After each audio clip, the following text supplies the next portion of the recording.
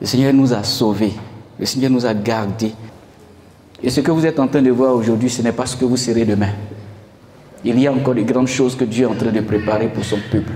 Je suis venu dire à certaines personnes pour qu'ils comprennent ça. Ne regardez pas les choses avec l'œil physique, mais apprenez à regarder avec l'œil spirituel. Seigneur, dis-moi, Seigneur, parle-moi, Seigneur, révèle-moi. Priez beaucoup ces temps-ci parce que le temps est mauvais. Faites des prières comme Seigneur, aide-moi à ne pas rater l'enlèvement. Parfois on prie pour les richesses, on prie pour avoir beaucoup d'argent, on prie pour avoir... Même cet argent, même quand Dieu nous donne, on ne les gère pas justement, on ne les gère pas bien. Je suis venu te parler ce matin. Et le Seigneur a mis à mon cœur, dans le livre de Matthieu 13, verset 44. Je vais demander qu'on prenne ce texte. Matthieu chapitre 13, verset 44. Le royaume des cieux est encore semblable à un trésor caché dans un champ. L'homme qui l'a trouvé le cache et dans sa joie, il vend tout ce qu'il a et achète ce champ. Je suis venu parler ce matin de trésor. Je suis venu parler ce matin de richesse. Je suis venu parler ce matin de bien-être, de prospérité. Mais autrement, parce que je ne suis pas venu prêcher la prospérité telle que c'est prêché aujourd'hui. Je ne suis pas venu te demander de faire tout pour faire fortune, parce que la fortune, même la prospérité, Dieu nous l'a déjà donnée. Je suis venu poser une question à chacun de nous, poser une question à l'humanité, à tout homme qui vit sur la terre. Avez-vous les vraies richesses? Voilà la question que je suis venu poser ce matin. Avez-vous les vraies richesses, les véritables richesses? Est-ce que vous les avez? Afin que tous ceux qui entendent ce message, cette question est posée à chacun de ces personnes, à chacun de nous, vous et moi. Est-ce que nous avons les vraies richesses?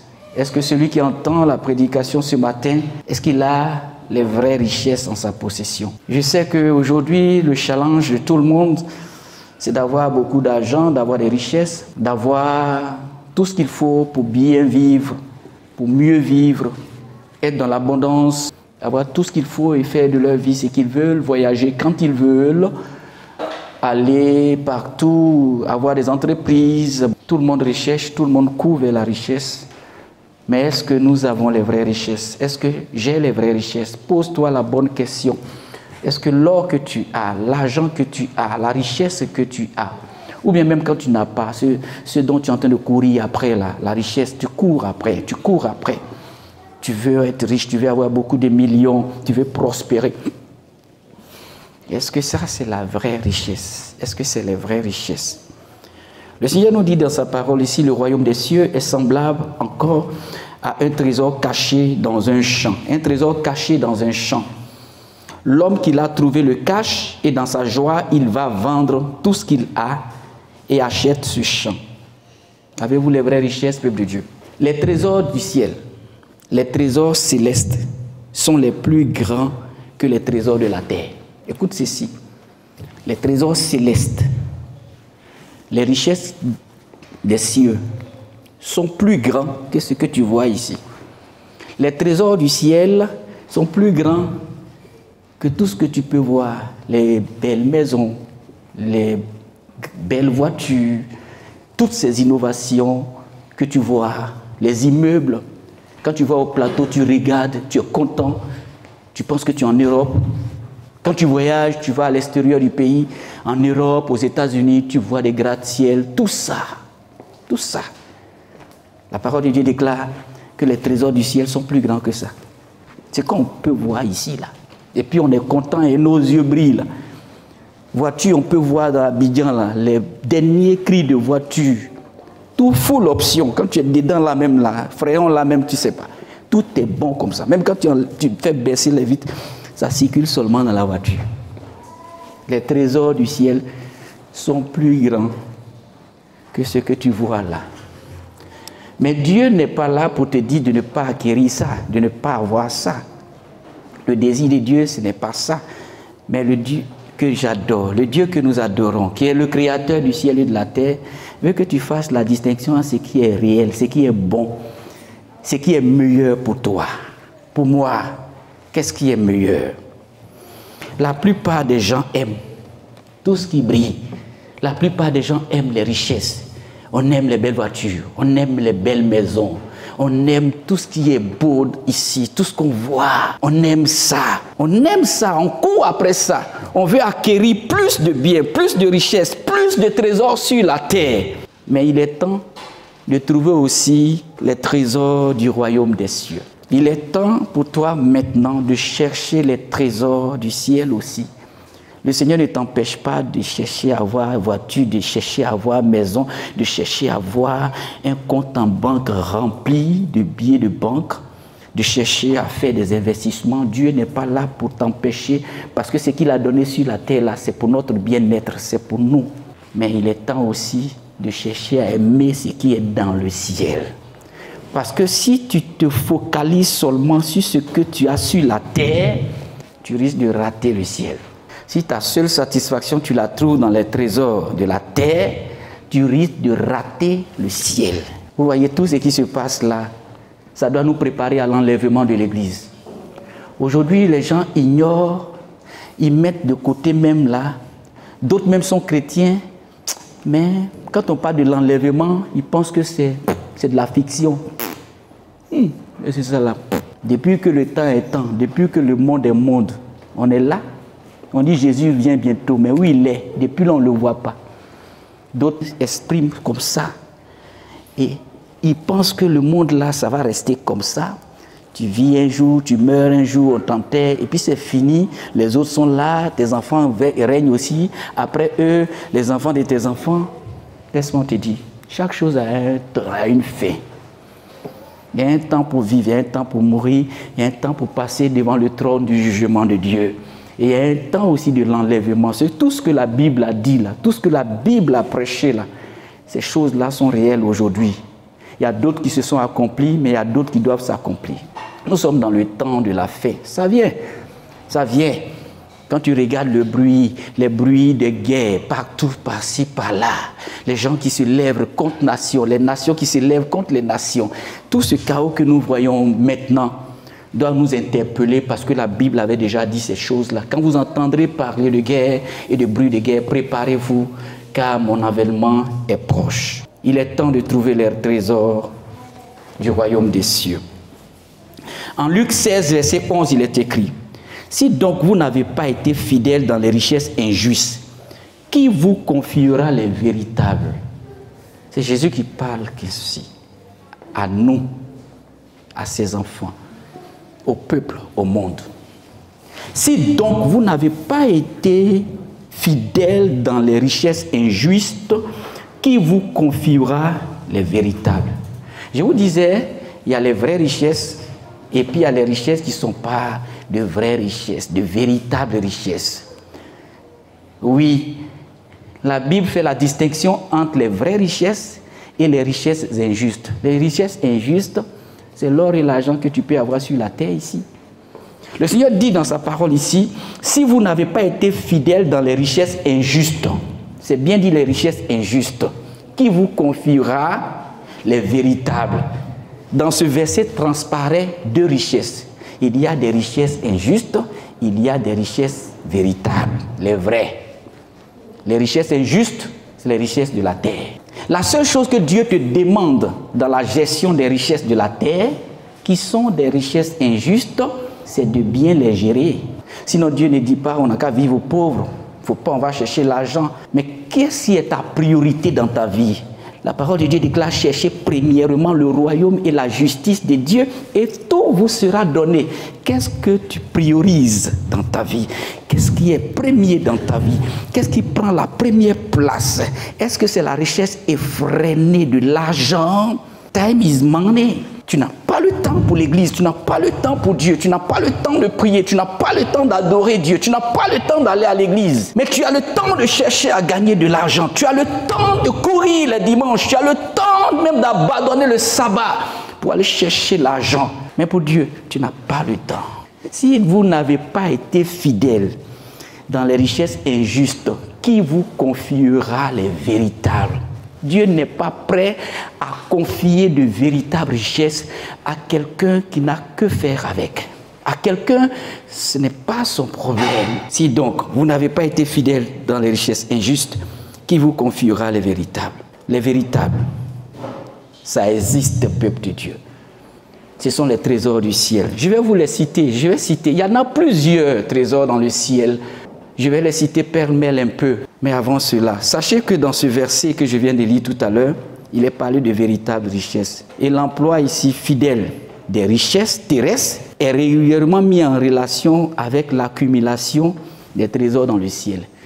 Quand je cherche l'argent sur la terre et que je gère bien cet argent que je cherche sur la terre, en mettant Dieu en priorité, je suis en train d'accumuler les vraies richesses dans le ciel. Donc chercher l'argent sur la terre ici, ce n'est pas mal, ce n'est pas mauvais, c'est bon d'ailleurs de chercher à investir. L'Église a besoin d'investisseurs, l'Église a besoin de commerçants, l'Église a besoin d'hommes d'affaires, de femmes d'affaires. L'Église a besoin de personnes éminentes, de personnes qui cherchent l'argent et qui trouvent l'argent, mais des personnes qui mettent Dieu d'abord à la première place de leur vie avant l'argent. Qui tu cherches premièrement? Même quand tu cherches l'argent là, que tu gagnes l'argent, qu'est-ce que tu fais avec cet argent que tu gagnes là? Tu fais quoi avec? Est-ce que tu investis dans l'œuvre de Dieu? Est-ce que tu aimes Jésus? Est-ce que tu es capable de prendre ton argent et de venir dans l'église, de regarder ce qui manque et puis de mettre ça dans l'église? Tu es capable de prendre ton argent. Tu as reçu peut-être 1 million. Regarde là, je regarde en haut, il n'y a pas de plafond. Je fais le plafond. Tu es capable de faire ça avec ton argent? Si vous n'avez pas été fidèle dans les richesses injustes, qui vous donnera les richesses du ciel? Et même les richesses injustes de la terre, là, c'est Dieu qui donne. Quand Dieu bénit sur la terre, là, tu auras l'argent, tu auras voiture. Il va te donner. Parce que tu es fidèle. Il dit, si vous êtes fidèle dans les petites choses, je vous donnerai de grandes choses. Apprends à être fidèle dans petit là d'abord. Petit que tu as reçu là. Il y a des personnes, ils ont une voiture. Peut-être que leur voiture là même là, ce n'est même pas une jolie voiture. C'est pas full option. Mais c'est un petit woro-woro ils ont là. Mais le petit woro-woro, façon la personne entretient. Toujours propre, bien garni. Il fait l'entretien du véhicule. Si tu apprends à être fidèle comme ça, dans le petit woro-woro que Dieu t'a donné là, un jour tu auras une belle Mercedes. Une nouvelle Mercedes. Ne négligez pas tout ce que vous avez et que vous voyez c'est petit. Actuellement tu vis dans un studio, peut-être même que c'est baraque. Mais ta baraque là, comment tu entretiens ça aujourd'hui? Tu es venu ce matin, comment tu entretiens ta baraque? La maison dans laquelle tu vis là, est-ce que tu la balayes? Est-ce que tu la nettoies? Est-ce que tu l'entretiens?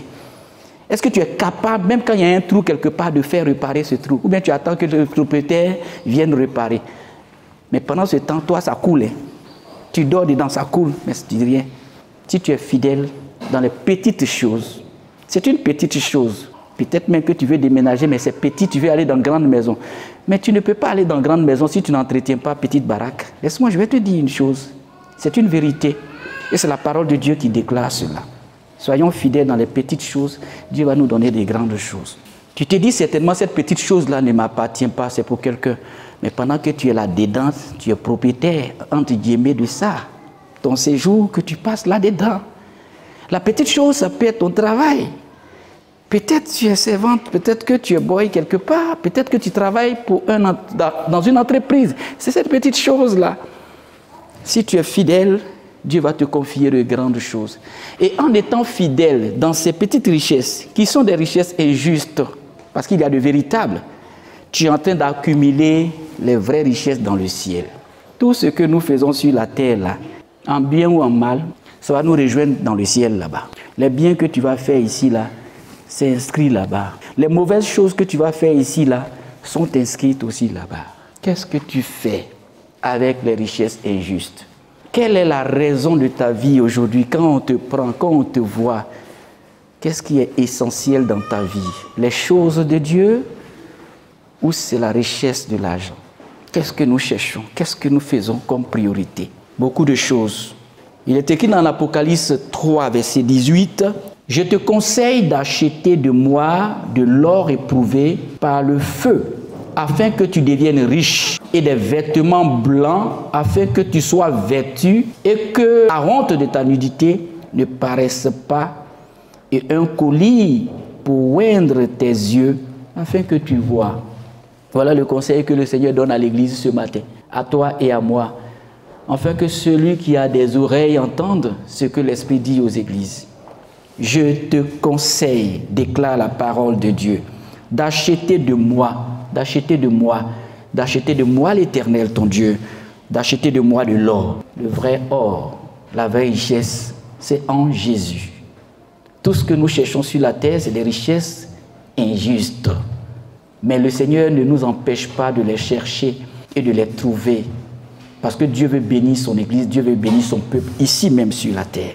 Ensuite, d'acheter de moi de l'or éprouvé par le feu, afin que tu deviennes riche. Tu veux devenir riche? Achète de Dieu la vraie richesse. Tu seras non seulement riche sur la terre, mais riche aussi dans le ciel. La parole de Dieu déclare, que servirait-il à un homme de gagner le monde s'il perd son âme? Quand je vois des personnes mourir, ma première question que je me pose, est-ce que son âme est sauvée? Est-ce que son âme est sauvée? Quand je vois des riches mourir, la première question que je me pose, est-ce que son âme est sauvée? Quand je vois un pauvre mourir, ma première question, est-ce que son âme est sauvée? Laissez-moi vous dire une chose, tu peux être pauvre sur la terre et être riche dans le ciel. Tu peux aussi être très riche sur la terre et puis te retrouver pauvre au ciel, à l'enfer. Qu'est-ce qui est meilleur pour toi? Qu'est-ce qui est meilleur pour nous? Gagner beaucoup d'argent sur la terre et puis rater le ciel? Ou bien, même si on n'a pas gagné beaucoup d'argent sur la terre, mais gagner le ciel? Qu'est-ce qui est bon pour toi? Jésus nous dit de choisir ce qui est bon pour nous. Et Jésus nous donne ce qui est bon pour nous, ce qui est bon pour l'humanité. Il dit choisir la vie. Tout le monde meurt. Notre second président, Henri Konan Bédié, vient de mourir à peine la semaine passée. Le 1er août, si je ne me trompe pas, le 1er août 2023. Vous voyez, on venait de finir un cycle de 7. Dans la semaine, il y a 7 jours. On va reprendre un deuxième cycle de 7. On rentre dans le 8e mois. Et c'est la fin de ce grand homme. Il est parti, subitement. Personne ne s'y attendait. On s'est réveillé le matin, on regarde. Moi, je me suis réveillé le 2. C'est là que je regarde sur les réseaux sociaux. C'est là que j'apprends la nouvelle. Première question, est-ce que son âme est sauvée? Seigneur, ta grâce. Et voilà pourquoi même, vous voyez, quand quelqu'un meurt, on dit RIP, paix à son âme. Pourquoi? Parce que l'âme est ce qu'il y a d'important dans la vie de l'homme, peuple de Dieu. Ce que nous sommes là, c'est rien. Ce que nous avons là, c'est rien. Vous pensez que le président Henri Konan Bédié est pauvre? Il est très riche. En tout cas, il a gagné le monde. Mais s'il se retrouve encore au ciel, au paradis, c'est encore merveilleux. Et quand on dit Père à son âme, notre souhait est qu'il soit auprès du Père Jésus-Christ de Nazareth. Quel que soit ce qui s'est passé, quel que soit ce qui a été fait, l'essentiel, il est parti. Mais auprès de Jésus, ce sera encore mieux et meilleur. Ça va nous aider à être réellement, vraiment consolés. C'est pour cela que quand quelqu'un meurt dans le Seigneur, quand tu pleures, après tu sèches tes larmes, parce que tu connais la personne, tu sais comment elle a vécu, elle est en relation avec le Seigneur. Tout n'est pas l'argent, mais le plus important, c'est Jésus-Christ de Nazareth. Nous cherchons l'argent avec Jésus. Nous cherchons l'argent en mettant Dieu devant. Nous cherchons l'argent en mettant Dieu comme priorité. Rejoins ceux qui cherchent l'argent en mettant Dieu d'abord devant toute chose. Et tu auras les grandes richesses dans le ciel. Tu seras en train de gérer l'argent de la terre en donnant aux pauvres, en finançant la construction des églises, en apportant ton soutien aux malades, aux veuves, aux orphelins. Mais en le faisant ainsi, tu accumules les richesses et les vrais dans le ciel. C'est ce que Dieu nous demande. Notre argent, que nous appelons notre argent, mon compte, mon argent, ton argent là, c'est pour Dieu. C'est Dieu qui t'a donné. Le vrai propriétaire, c'est Dieu. Ne soyons pas des voleurs des richesses de Dieu, peuple de Dieu. Ne soyons pas des gaspilleurs des richesses de Dieu, que Dieu nous confie. Tout ce qu'on a à gérer sur la terre, là, sachez que c'est des richesses injustes. Mais tout ce qui est sur la terre est injuste. C'est seul Jésus qui nous sanctifie. Les biens que tu as ici sont... Pourquoi on prie pour ça? Même quand tu as des richesses, il faut les couvrir du sang de Jésus pour que l'onction de l'Esprit de Dieu soit sur ces richesses. Parce que ces richesses-là, aujourd'hui, il y a deux dieux. Il y a deux dieux. Il y a Mammon et il y a le véritable Dieu. Le Dieu de l'argent, c'est qui? C'est Mammon. Alléluia. Et donc, ce Dieu de l'argent, si tu as l'argent sur la terre, si tu n'imposes pas la gestion de cet argent au véritable Dieu, parce que Mammon, c'est un voleur. Lui, il vole. Lui, il vole. C'est pour ça que tu vas voir tous ceux qui acquièrent ces richesses injustes et qui n'ont pas Jésus, c'est des voleurs de biens. Ils montent une entreprise, ils vont faire des montages pour gagner plus. C'est des voleurs. Ils sont milliardaires, mais ils ont fait tellement plein de tracasseries pour accumuler leurs richesses. C'est des voleurs. Tu n'es pas pour Dieu, tu es avec Mammon. Donc la richesse que tu as ici, elle doit être bâtie sur Jésus-Christ de Nazareth. Parce que les vrais sont dans le ciel. Avez-vous de vraies richesses? Le trésor céleste. Les trésors célestes sont des trésors parce que c'est caché. Regardez, quand on dit un trésor, le plus souvent les trésors sont cachés. Le trésor, on ne le voit pas comme ça à l'œil nu facilement. Vous voyez? Le ciel est caché. Vous voyez? Les trésors célestes sont des trésors cachés. Le paradis aussi est caché. Nous les vivants, on a une fois vu le paradis? Non. Mais on sait que ça existe parce que la Bible en parle. Seuls les morts sont confrontés à la réalité du paradis ou de l'enfer. Mais le paradis, c'est un trésor. Mais actuellement, c'est caché. Est-ce que tu me comprends, peuple de Dieu? Même le salut par Jésus-Christ n'est pas facile à voir. Quand tu prêches, donne ta vie au Seigneur et tu seras sauvé. Il y a des gens qui te regardent, mais lui, il a dit quoi même? De qui il parle? De quoi il parle? Qui lui a dit que moi j'ai un problème? Je suis déjà sauvé. Vous voyez, les trésors du ciel sont le plus souvent cachés. Un trésor même est caché. Ceux qui cherchent de l'or, là, vous pensez qu'ils vont comme ça et puis trouvent l'or? Allez dans la région des Démocrates, il y a plein d'orpailleurs clandestins. Ils sont obligés de creuser trou. Parfois même ils meurent dans le trou là.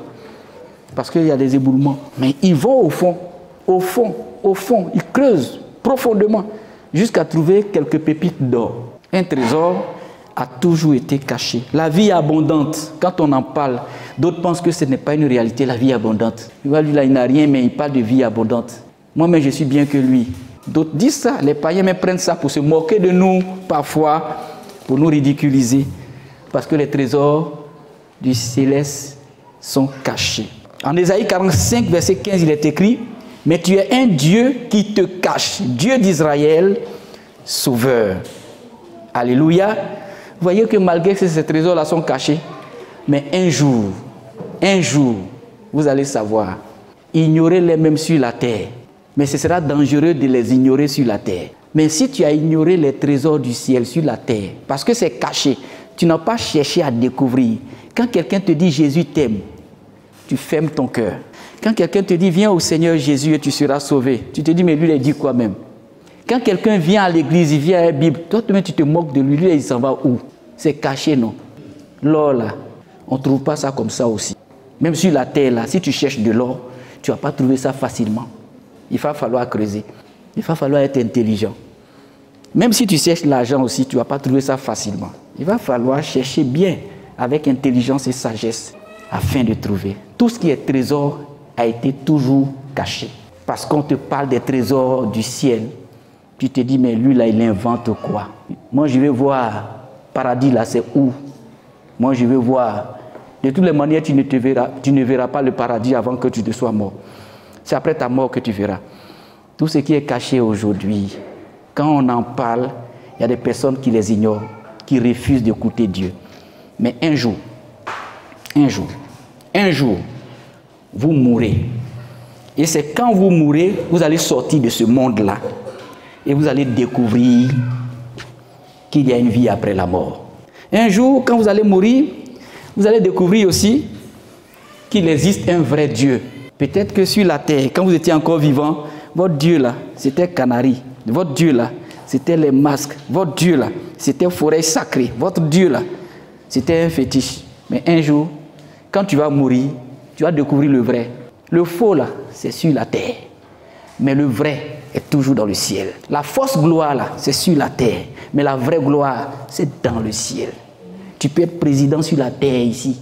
Et puis dans le ciel là, être le plus bas, être le plus misérable. Mais pas au paradis, mais en enfer. Tu auras gagné la terre, mais tu as perdu le ciel. Un jour, quand vous allez mourir, vous allez voir que le vrai existe. Vous avez vécu dans le monde qui a été fait par Dieu, mais vous ne l'avez même pas connu. Vous l'avez refusé. Quand on vous parle de venir à l'église, ce n'est pas votre problème. Quand les chrétiens vous parlent de la parole de Dieu, ce n'est pas votre problème. Quand vous écoutez sur les réseaux sociaux, des pasteurs sont en train de prêcher, vous zappez, vous partez devant. Parce que ça, ce n'est pas votre priorité. Votre priorité, c'est les revues pornographiques. Votre priorité, c'est le buzz. Votre priorité, c'est la narque. Mais un jour, quand vous allez mourir, vous verrez que le vrai, c'était Dieu.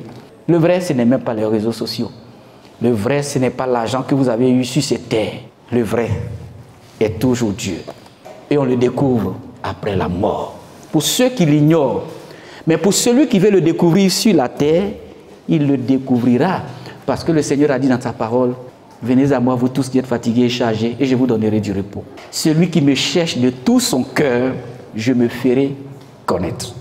Si tu cherches Dieu, si tu te poses les bonnes questions, même si tu ne l'as pas encore reçu, si tu ne l'as pas encore connu, quand on parle de Jésus et que tu dis, mais Seigneur, est-ce que tu existes réellement? Si tu existes, parle-moi. Si tu existes, touche ma vie. Si tu existes conformément à la prédication de ce prédicateur, de cet évangéliste, je veux que tu m'impactes. Je veux que tu me montres que tu existes par des signes. Si tu cherches Dieu comme ça et que tu te poses les bonnes questions de ton vivant là, Dieu va se révéler à toi. C'est sa parole qui le dit.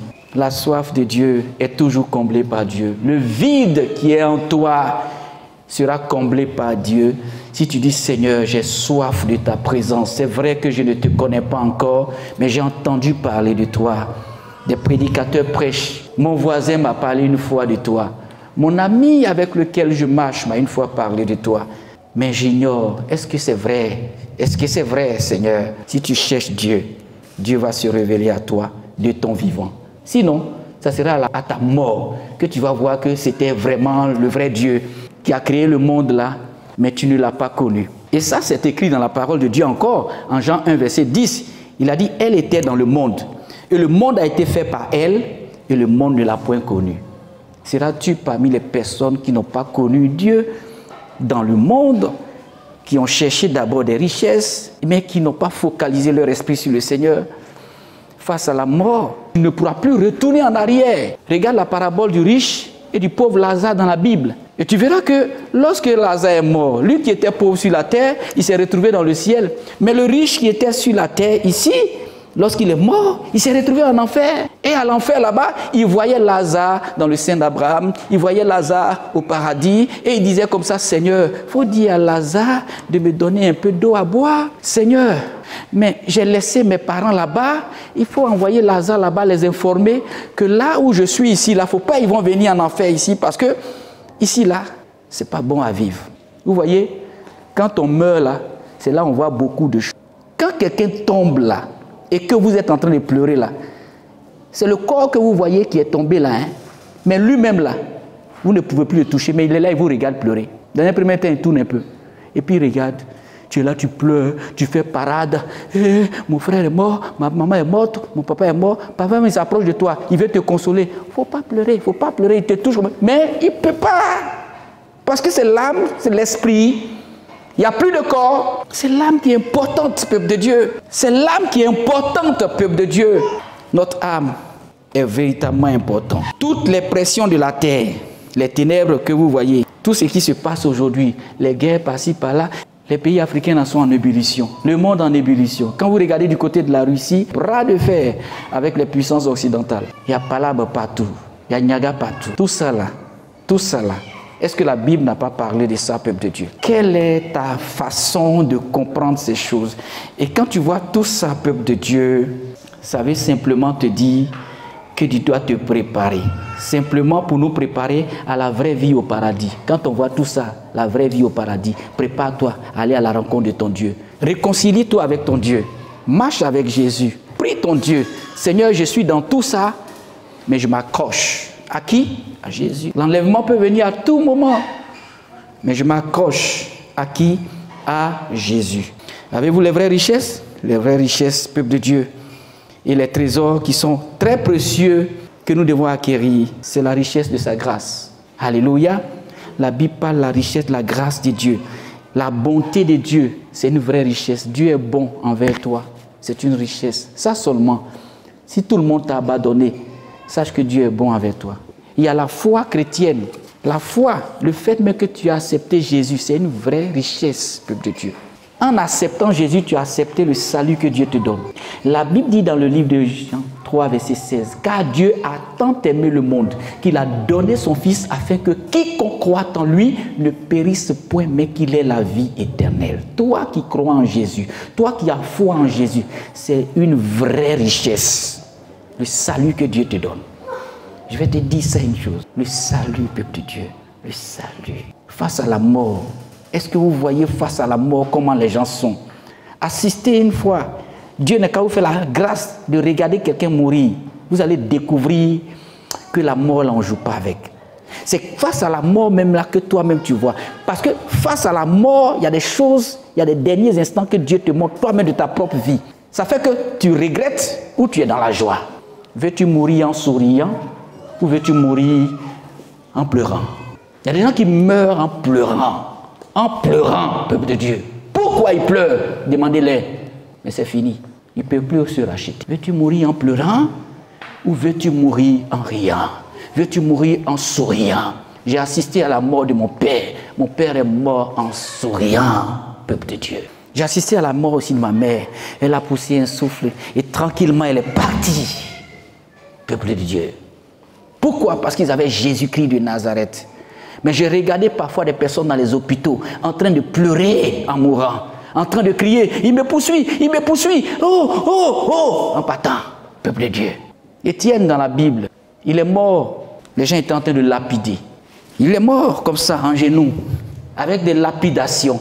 Mais la Bible déclare, quand il a regardé dans le ciel, il est écrit, il a vu le ciel ouvert. Le ciel ouvert. Il a vu la gloire de Dieu. Et pendant ce temps, il ignorait même. C'était comme si son corps était anesthésié. Alléluia. Donc vous voyez que quand tu es en Jésus, parfois les gens n'ont qu'à te faire du mal. Parfois tu ne sens pas parce que tu es connecté à l'Esprit de Dieu. C'est ce qui est arrivé à Étienne. On le lapide, mais il est en train de prier pour ceux qui le lapidaient. On le lapide et les cailloux sont en train de le tuer, mais il voit le ciel ouvert. Il voit le paradis ouvert. Il voit Dieu étant dans le ciel et des anges qui viennent prendre son âme sur la terre pour l'emmener dans le ciel. Le plus important, peuple de Dieu, c'est notre âme. Poursuivons les vrais trésors dans le ciel. Faisons de Dieu la priorité de notre vie sur la terre, peuple de Dieu. Je pense que j'ai dit l'essentiel de mon message, peuple de Dieu. Mais je vais terminer en t'encourageant encore plus. Mets Dieu à la première place. Cherchons Dieu. Marchons avec Dieu. Sur la terre, faisons des choses avec Dieu. Et la parole de Dieu déclare, si l'Éternel ne bâtit, ceux qui bâtissent, bâtissent en vain. Tout ce que tu vas construire sur la terre, si Dieu n'est pas avec toi, c'est zéro. Tout le travail que tu as fait sur la terre, si Dieu n'est pas dedans, c'est zéro. S'il n'y a pas Dieu dedans, un jour, ça va s'écrouler. Mais quand Dieu est dedans, quand Dieu est dedans, quand Dieu est dedans, tu vas vivre des épreuves, mais quand Dieu est dedans, tu auras la victoire. Quand Dieu est dedans, tu seras attaqué, mais quand Dieu est dedans, tu auras le dernier mot. Dieu a toujours le dernier mot dans la situation de ceux qui mettent Dieu à la première place de leur vie. Cherche Dieu. Ne cherche pas les trésors injustes. Ne te focalise pas seulement sur ça. N'aime pas tout ça. La Bible déclare, n'aimez pas le monde. Ce qui est dans le monde. Aimez Dieu. Quand tu te regardes, est-ce que tu aimes Dieu? C'est ça. Aime Dieu de tout ton cœur, de toute ton âme et de tout ton esprit. Ça, c'est le premier commandement. Toi qui es enfant de Dieu, est-ce que tu aimes Jésus? Tu vas tout gagner, mais est-ce que tu aimes Dieu? Tu vas tout faire, mais est-ce que tu aimes Dieu? Tu vas prier, mais est-ce que tu aimes Dieu? Tu vas prêcher, mais est-ce que tu aimes Dieu? Tout est basé sur l'amour. Et la parole de Dieu, la Bible, de la Genèse jusqu'à l'Apocalypse, parle de l'amour. L'amour de Dieu, premier commandement. Et l'amour de ton prochain, deuxième. Tout est centralisé sur l'amour. Si tu aimes Dieu, il sera la première place de ta vie. Si tu aimes Dieu, tu vas respecter, honorer Dieu. tu vas respecter sa parole. Tu vas toujours chercher à obéir à la parole de Dieu. Il peut arriver des faiblesses, il peut arriver des manquements, mais tu te remettras toujours en cause. Lorsque l'Esprit de Dieu te parle et le Saint-Esprit te soigne, t'aide à avancer. Celui qui aime Dieu, il acquiert Dieu, il marche dans l'obéissance, il marche dans l'obéissance à la parole de Dieu. Quand il tombe, il se relève, il demande pardon à Dieu et il continue d'avancer. Son espoir est Dieu et l'espoir de ta gloire, c'est Jésus-Christ de Nazareth. Aime Dieu d'abord. Cherchez les richesses du ciel et les vraies richesses dans le ciel. Ce qui est vrai, c'est ce qui est éternel. Ce qui est vrai, c'est l'éternité. C'est ce qui demeure. Ce qui est faux, ça passe. Tout passera. Seule la parole de Dieu ne passera pas. La parole de Dieu se trouve et parmi les vraies richesses également. Tout passera sur la terre, mais la parole de Dieu ne passera pas. Mais la parole de Dieu ne passera pas. Ta maman, ton papa, nous tous même. Moi, un jour, je vais partir. Mais la parole de Dieu ne passera pas. Oui, quand je ne serai pas là, il y aura certainement un autre pasteur qui prêchera ici. Dieu est dans sa parole. Recherche l'éternité et tu verras la gloire de Dieu.